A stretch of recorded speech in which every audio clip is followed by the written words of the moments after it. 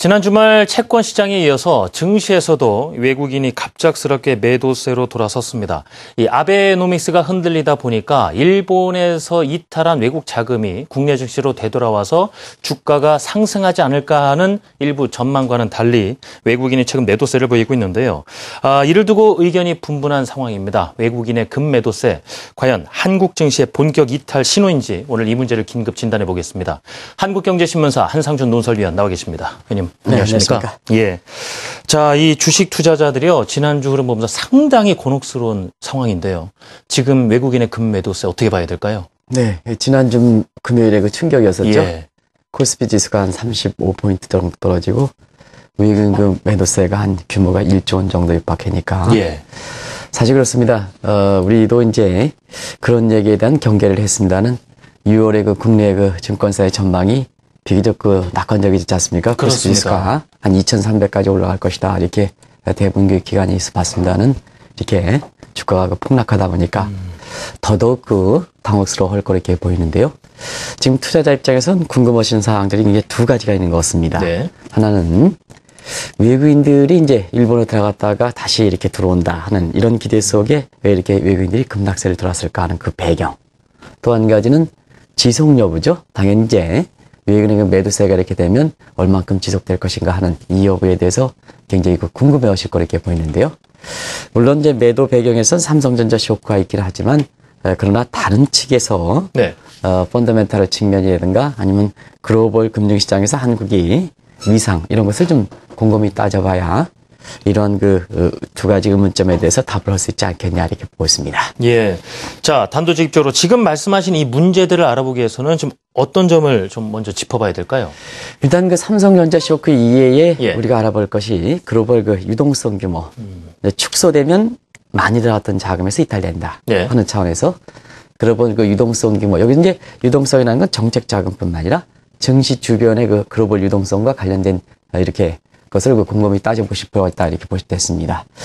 일부 분들이 그냥 이렇게 어떤 근거가 없이 들어온다 나온다 이렇게 얘기를 하시는데요. 외국인 자금에 있어서는 이런 네 가지 요인이 크게 영향을 미친다는 것을 이렇게 말씀드리는데요. 일단 두 번째로 알아볼 것이 국제간 자금 흐름의 구조 개편입니다. 예. 지금 올해 들어서 뭐 선진국 시장으로 자금이 들어간다. 또 신흥으로 자금이 들어간다. 이런 얘기입니다. 그래서 지금 선진국으로 특별히 자금이 들어갈 요인이 있는가? 이 과정에서 신흥국에서 자금이 이탈할 가능성이 이렇게 우려되는가 하는 이런 측면의 국제간 자금 흐름 구조상에 특별히 문제가 있었던가 하는 이 문제도 우리가 따져볼 필요가 있지 않냐 생각하고요. 또 우리 문제입니다. 우리 문제에서 한국 경제에 대한 해외 시각이 이번에 그 삼성전자 쇼크로 인해서 변화가 있는가 하는 문제.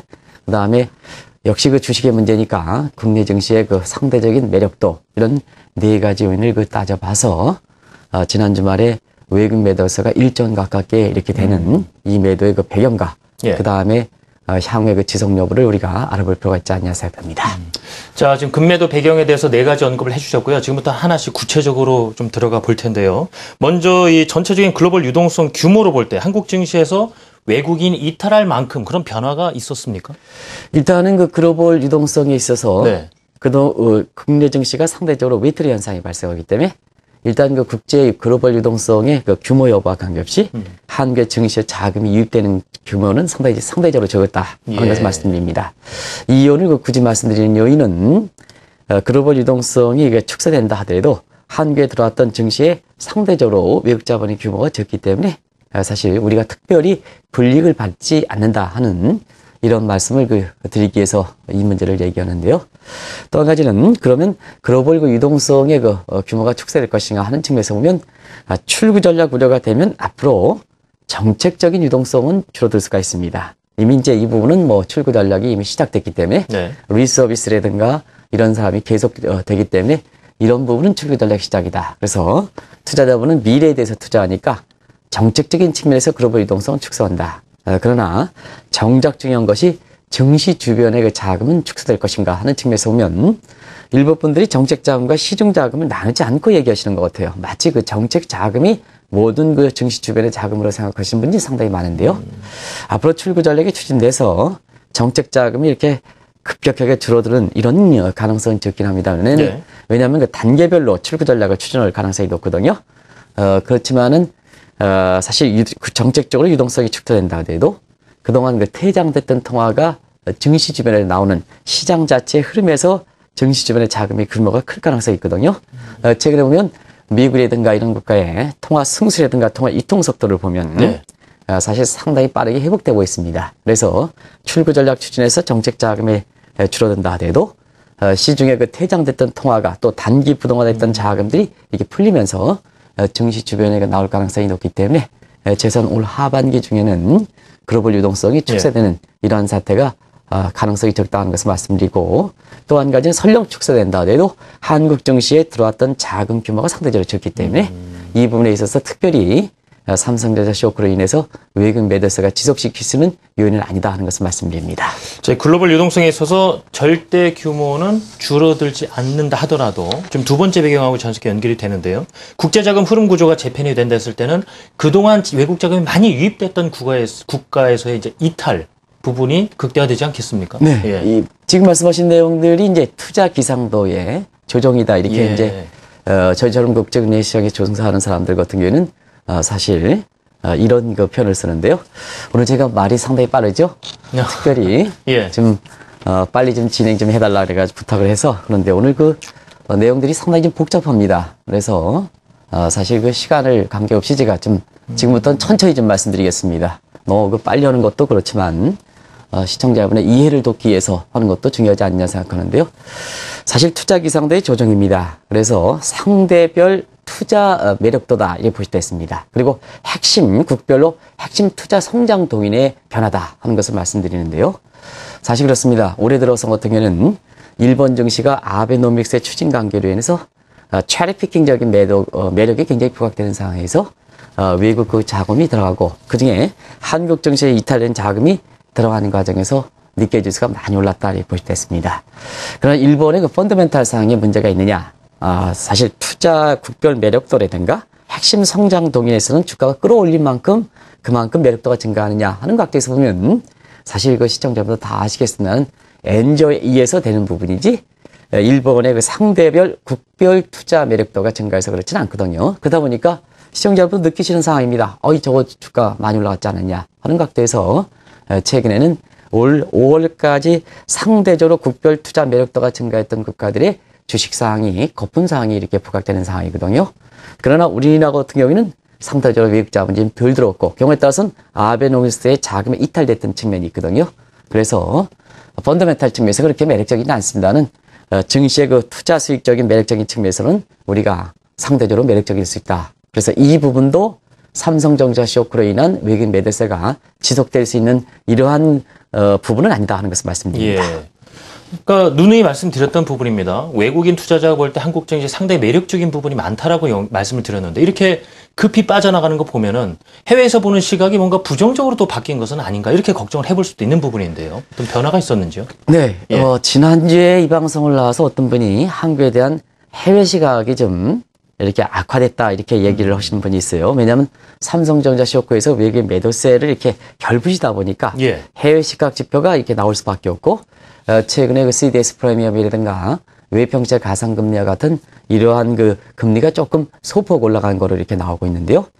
단순히 이 지표를 볼 때는 분명히 그분한테 좀 말씀드리겠습니다. 오늘 방송에 꼭 들으시기 바랍니다. 이 지표가 신흥국에 동시에 올라가느냐 하면 한국에 대한 해외 시각은 특별히 바뀐 게 없습니다. 그거는 왜냐 해외 시각은 절대 시각이 아니라 상대 시각이거든요. 예. 이걸 조금 그분한테 꼭 말씀드리고 싶습니다. 그래서 지금은 신흥국에 각국의 그 해외 시각과 관련된 지표가 전부 좀 악화되는 거로 나오고 있거든요. 이거는 왜 그러냐면 미국의 그 출구 전략 이렇게 우려가 나오면 신흥국에서 자금 이탈에 대한 우려가 나오기 때문에 네. 전반적으로 신흥국의 해외와 관련된 지표가 안 좋을 수밖에 없다. 특별히 한국 경제가 문제가 돼서 우리나라의 해외 시각만 특별히 나빠서 외국인의 그 매도세로 연결되는 건 아니다 하는 것을 말씀드립니다. 최근에 분명히 CDS 프리미엄이라든가 그 다음에 외평채 가상금리가 올라가지만 이거는 한국 경제가 특별히 안 좋아서 우리만 이게 해외 시각이 나빠지는 건 아니다 하는 것을 분명히 좀 말씀드리고 싶습니다. 그렇군요. 그럼 그렇다면 이 투자 포트폴리오상의 투자 매력도가 어떻게 좀 달라질지도 눈여겨봐야 될 부분이 아닌가 싶은데요. 어떻게 보십니까?